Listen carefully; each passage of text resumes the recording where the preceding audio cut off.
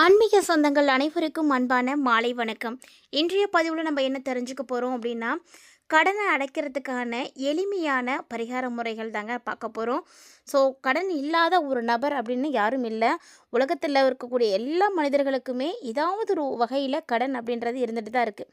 அந்த கடனை தீர்க்கறதுக்கான எந்த வழியும் தெரியாமல் தான் தடுமாறிட்டு இருக்காங்க. கடன் மேலே கடன் பட்டு கலங்கி போய் நிற்கக்கூடியவர்கள் அதிகப்படியானவர் தான். அதாவது குடும்பத் தலைவர் பட்ட கடன் பார்த்தீங்கன்னா, அந்த குடும்பத்தையே தடுமாற வச்சுடும். கடன் பிரச்சனை தீர ஒரு சில ஆன்மீக பரிகாரங்கள்லாம் இருக்குங்க. அத பத்தி தான் நம்ம இந்த பதிவோட பார்க்க போறோம். ஸோ எளிமையா என்ன பரிகாரங்கள் செய்ய முடியுமோ, அத நீங்க நம்பிக்கையோட செஞ்சீங்க அப்படின்னாலே போதும். கண்டிப்பா அது கை மேல உங்களுக்கு பலன் கொடுக்கும். அதில இந்த பரிகாரம் பார்த்தீங்கன்னா, ரொம்ப ரொம்ப எளிமையான ஒரு பரிகாரம். நம்பிக்கையோடு நீங்கள் செய்யுங்க. இதில் செய்யக்கூடிய ஒரு முக்கியமான விஷயம் என்ன அப்படின்னா, இந்த பரிகாரத்தை நீங்கள் உங்கள் வீட்டில் இருந்து மட்டும்தான் செய்யணும். வேறு இடங்களில் போய் செய்யக்கூடாது. அப்படி கடன் பிரச்சனை இருக்கக்கூடியவர்கள் கண்டிப்பாக இந்த பதிவை பாருங்கள். இந்த பரிகாரத்தை நம்பிக்கையோடு செய்யுங்க. 3 நாளைக்குள்ளேயே உங்களுக்கு அந்த கடனுக்கான ஒரு விடிவானது தெரிஞ்சிடும். ஸோ அந்த மாதிரி ஒரு நல்ல ரிசல்ட் கொடுக்கக்கூடிய இந்த பரிகாரத்தை மிஸ் பண்ணிடாதீங்க. ஸோ இந்த ஒரு பதிவை நீங்கள் பார்க்குறீங்க அப்படின்னாலே கண்டிப்பாக பிரபஞ்சம் உங்களுக்கு அந்த பாக்கியத்தை கொடுத்துருக்கு அப்படின்னு சொல்லணும். அதில் மறக்காமல் இந்த பதிவை பார்க்கக்கூடிய நபர்கள் பிரபஞ்சத்திற்கு நன்றி அப்படின்னு கமெண்ட் பாக்ஸில் கமெண்ட் பண்ணுங்கள். கடன் தீர்ந்து செல்வ செழிப்புகளானது சேரணும், பணம் சேரணும் அப்படின்னு பிரார்த்தனை செய்துக்கோங்க. ஸோ இந்த ஒரு பரிகாரம் பார்த்திங்கன்னா ரொம்ப ரொம்ப முக்கியமான ஒரு பரிகாரம். இதை செய்யறதுக்கு நமக்கு வேறு எதுவுமே தேவையில்லைங்க.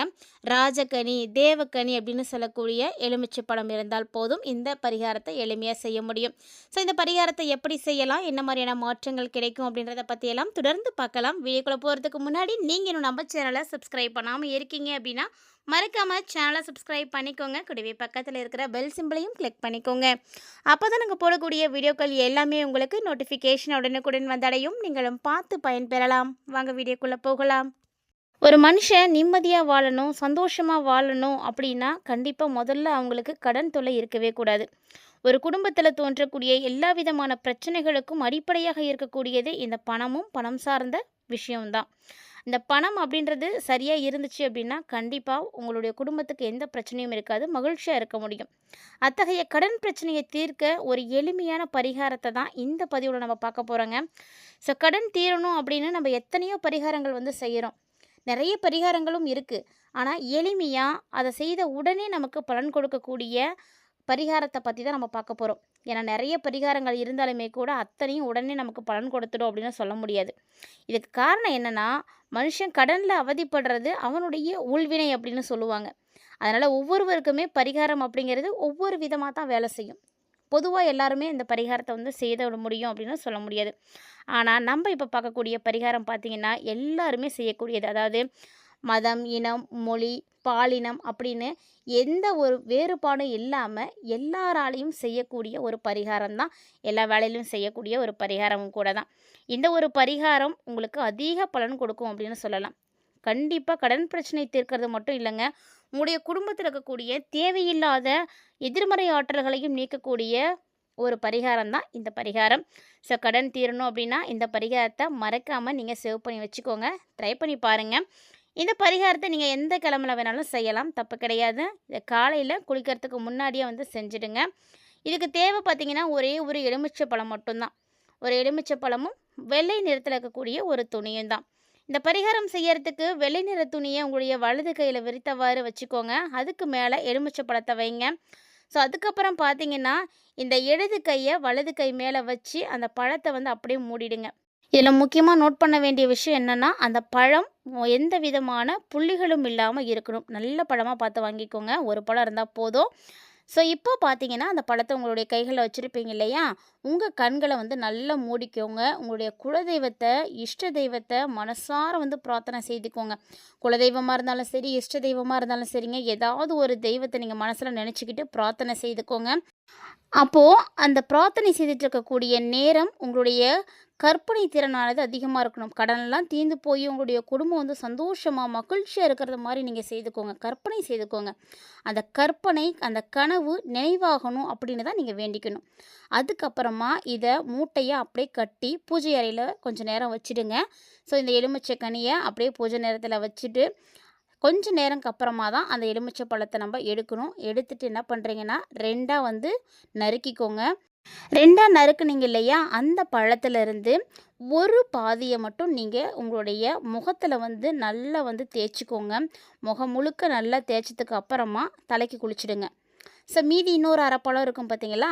அந்த பழத்த குளிச்சு முடிச்சதுக்கு அப்புறமா தண்ணீர்ல கலந்து நீங்க குடிச்சிடுங்க.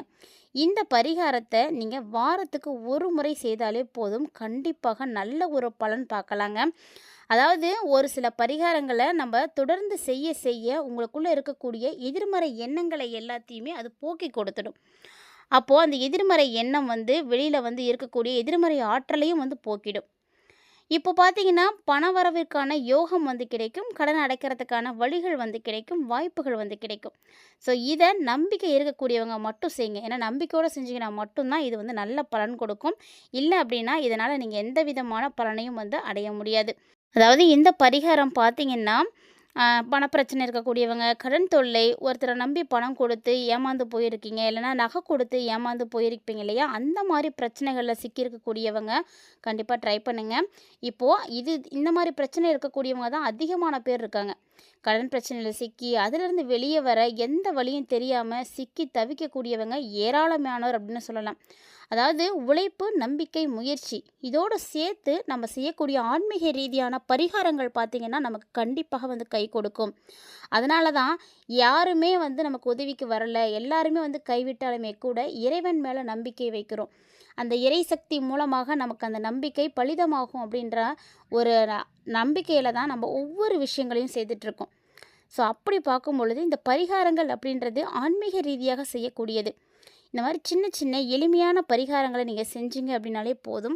பல்வேறு விதமான கடன் பிரச்சனைகளில் இருந்தும் பணப்பிரச்சனைகளில் இருந்தும் நிச்சயமாக உங்களால் வந்து வெளிவர முடியும். இதுக்கான வழிகளை வந்து நீங்கள் கண்டிப்பாக அடைவீங்க. பிரபஞ்சம் உங்களுக்கு அதுக்கான வழிகளை வந்து ஏற்படுத்தி கொடுக்கும். இந்த டைமில் நீங்கள் இந்த பதிவை பார்க்குறீங்க அப்படின்னா கண்டிப்பாக இறைவனுடைய அருள் உங்களுக்கு இருக்குது. இந்த பிரபஞ்சம் உங்களுக்கு நல்ல வழிகாட்டுது அப்படின்னு நினச்சிக்கோங்க. இந்த ஒரு பரிகாரத்தை நீங்களும் ட்ரை பண்ணி பாருங்கள். ஏன்னா கடன் பிரச்சனை, வேலை தொடர்பான பிரச்சனை, திருமணம் தொடர்பான பிரச்சனை, இப்படி பிரச்சனைக்கு மேலே பிரச்சனை அப்படின்றது ஒரு மனுஷன்கிட்ட வந்து இருந்துகிட்டே தாங்க இருக்குது. இந்த மாதிரி பிரச்சனைகளை வந்து தீர்க்கறதுக்கு நமக்கு எப்படி வந்து ஒரு நல்ல பரிகாரங்கள் இருக்கோ அதே மாதிரி நல்ல கடவுள்களும் வந்து இருக்கிறாங்க. கடவுள்களையும் வந்து நீங்கள் வழிபாடுகள் செய்யணும். ஒரு சில பரிகாரங்கள் வந்து 48 நாட்கள் செய்கிறதெல்லாம் இருக்குது, 24 நாட்கள் செய்வாங்க, 12 நாட்கள் செய்வாங்க. ஆனால் இந்த பதிவில் சொல்லப்பட்டிருக்கக்கூடிய பரிகாரம் பார்த்திங்கன்னா ரொம்ப சீக்கிரமாகவே உங்களுக்கு வந்து ரிசல்ட்டை கொடுக்கும். எண்ணி 3 நாளுக்குள்ளேயே அந்த பிரச்சனைக்கான தீர்வுகளை நீங்கள் வந்து பார்க்க ஆரம்பிச்சிடுவீங்க. ஏதோ ஒரு வகையில் உங்களுக்கு அந்த பணம் வந்து கிடைக்க ஆரம்பிக்கும். கடனை வந்து அடைச்சி தான் ஆகணுன்ற மாதிரியான ஒரு சூழ்நிலைகள் வந்து ஏற்படும். அப்படி இருக்கும் பொழுது அந்த கடன் அடைக்கிறதுக்கான முயற்சிகளை நீங்கள் தீவிரமாக வந்து இறங்குவீங்க.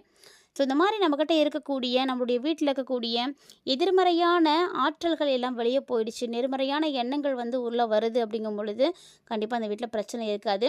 ஒரு சில வீடுகளில் பார்த்திங்கன்னா நிறைய பணம் சம்பாதிப்பாங்க, நிறைய கடினமாக உழைப்பாங்க, ஆனால் அந்த பணம் தங்கவே தங்காது. இந்த மாதிரி ஆன்மீக ரீதியாக பணம் தங்கிறதுக்கும் சரி, பணம் வந்து சேர்க்கறதுக்கும் சரி, அந்த பணத்தை வந்து நம்ம அதிகமாக செலவழிக்காமல் இருக்கிறதுக்கும் சரி, தேவையில்லாமல் ஏதாவது ஒரு வகையில் வந்து இன்வெஸ்ட் பண்ணி ஏமாந்து போகிற மாதிரி இருக்கிறது, இந்த மாதிரி ஒவ்வொரு விதமான விஷயங்களுக்குமே தனித்தனியாக ஆன்மீக ரீதியாக பரிகாரங்களானது இருக்குது. அந்த பரிகாரங்கள் என்னென்ன அப்படின்றத நீங்கள் தெரிஞ்சுக்கிட்டு அதற்கான முயற்சிகளில் நீங்கள் இறங்கும் பொழுது கண்டிப்பாக அது உங்களுக்கு கை கொடுக்கும். உங்களுடைய வீட்லேயும் சரி, இல்லை உங்களுடைய நண்பர்கள் மற்றும் உறவினர்கள் மத்தியிலையும் சரி, யாராவது கடனால் சூழப்பட்டு ரொம்ப பெரிய பிரச்சனைகளில் வந்து இருக்காங்க அப்படின்னா அவங்களுக்கு ஆன்மீக ரீதியாக இருக்கக்கூடிய எளிமையான பரிகாரங்களை பற்றி தெரியப்படுத்துங்க.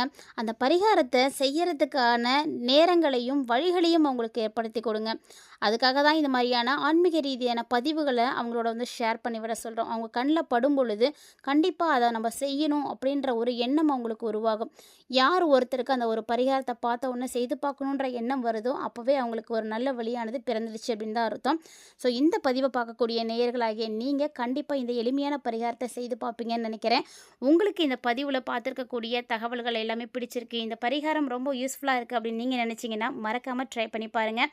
இந்த பரிகாரம் போல் இன்னும் நிறைய இன்ட்ரெஸ்டிங்கான ஆன்மீக ரீதியான நிறைய பரிகாரங்களை பற்றி நம்முடைய பதிவில் தொடர்ந்து பார்க்கலாம். அதுக்கு முன்னாடி நீங்கள் நம்ம சேனலை சப்ஸ்கிரைப் பண்ணாமல் இருந்தீங்கன்னா மறக்காமல் சேனலை சப்ஸ்கிரைப் பண்ணிக்கோங்க. அப்போ தான் நாங்கள் போடுற வீடியோஸ் எல்லாமே உங்களுக்கு நோட்டிஃபிகேஷனை உடனே வந்து சேரும், நீங்களும் பார்த்து பயன்பெறலாம். இந்த பதிவில் பார்த்துருக்கக்கூடிய தகவல்களை போல் இன்னும் நிறைய இன்ட்ரெஸ்டிங்கான தகவல்களோட மற்றும் ஒரு தலைப்பில் சந்திக்கலாம்.